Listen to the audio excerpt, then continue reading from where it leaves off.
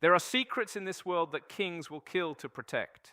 And there are men, clever, patient, dangerous men, who will risk everything to uncover them. This is the story of Anansi the spider and 3 names that changed the fate of a kingdom. In a prosperous town, not far from where Anansi made his home, there ruled a great king, powerful, respected, and deeply protective of his 3 daughters. So protective, in fact, that he had done something extraordinary. He had hidden their names from the entire world. Not a single soul outside the royal family knew what those 3 princesses were called. And then one day the king made an announcement that shook the kingdom to its core. Any man who could discover the secret names of his 3 daughters would receive all 3 as his wives. The palace erupted. Men came from near and far, each one certain he would be the one, each one left in silence and in shame. And then Anansi smiled. He didn't boast. He didn't rush to the palace. Instead, he went to the market and bought the largest jar of honey anyone had ever seen. Then he made his way quietly to the royal bathing place, the one spot he knew the princesses visited every single day. He climbed a fruit tree that hung over the path. He drizzled honey over the ripest fruit he could find, and then he waited.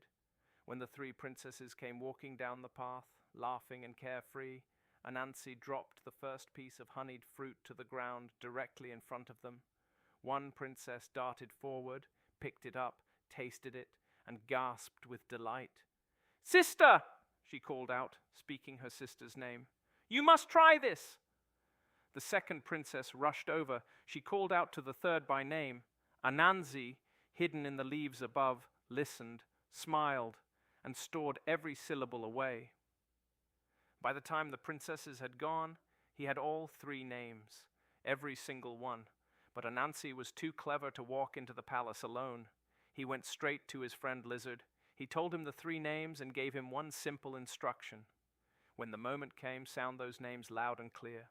The next morning, Anansi summoned every great man in the town to the king's palace. The court assembled. The king sat on his throne, and Anansi stepped forward, reminding the king of his royal promise. The king leaned forward. "Then speak the names." And it was Lizard who sounded them 3 times clear as a trumpet, through the hushed and astonished court. The king could not deny it. The names had been spoken. His promise had been made before the entire kingdom. He had no choice. But here is where the story turns. The king gave his 3 daughters to Lizard. Anansi's jaw dropped. He pushed forward immediately, explaining that he had been the one to discover the names, that he had done all the work, that Lizard had merely been his instrument. Surely he deserved at least 2 of the girls. Lizard could have one. The king refused. Anansi begged. "Just one," he pleaded. "Surely just one." The king refused again. Anansi walked home burning with humiliation, and in that furnace of wounded pride a plan began to take shape. He went to the king with a simple, humble request. He was leaving on a long journey the very next morning and needed to rise before dawn.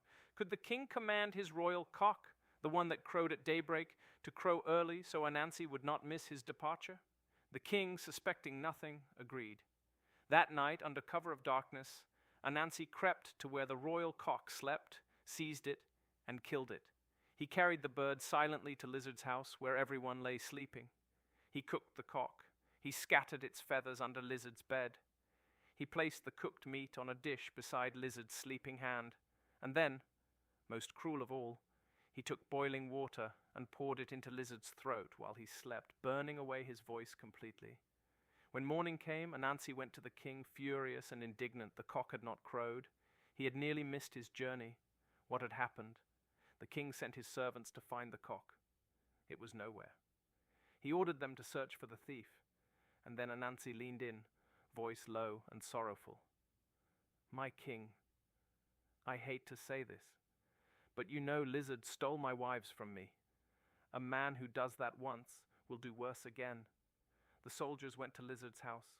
They found the feathers, they found the cooked meat, and they found Lizard, unable to speak a single word in his own defense, his throat destroyed, his head moving helplessly up and down as he tried in vain to explain.